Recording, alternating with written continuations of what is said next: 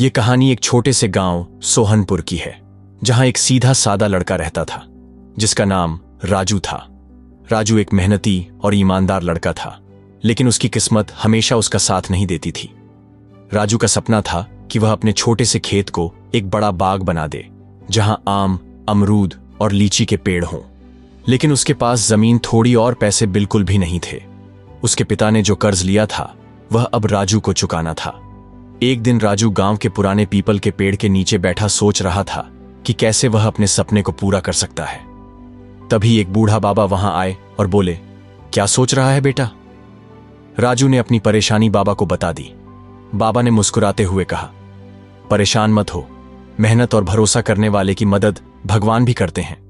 ये लो, ये बीज, इसे अपने खेत में बो देना और हर दिन इसे प्यार से पानी देना। लेकिन ध्यान रहे, ये पेड़ तभी फल देगा जब तुम सच्चे दिल से मेहनत करोगे। राजू ने बाबा की बात मानकर बीज को अपने खेत में बो दिया। अब वह रोज सुबह जल्दी उठकर पौधे को पानी देता, उसकी देखभाल करता और उसके पास बैठकर सपने देखता कि यह एक दिन बड़ा पेड़ बनेगा। कई महीने बीत गए, लेकिन पेड़ पर एक भी फल नहीं आया। गांव के लोग उसका मजाक उड़ाने लगे। अरे राजू, वो बाबा ने तुझे धोखा दिया, वो पेड़ कभी फल नहीं देगा, लोग हंसते हुए कहते।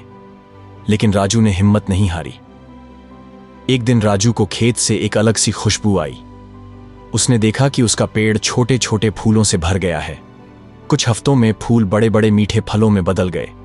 ये कोई साधारण फल नहीं था, बल्कि ये एक खास प्रकार के अमरूद थे, जिनका स्वाद पूरे गांव में किसी ने पहले कभी नहीं चखा था। लोग राजू की मेहनत और धैर्य को देखकर हैरान रह गए।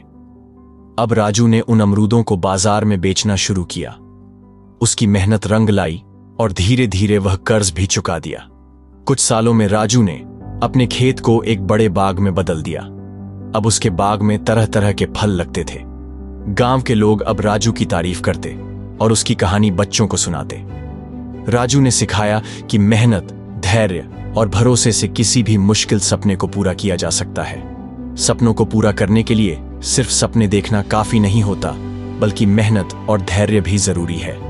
कैसी लगी कहानी? हे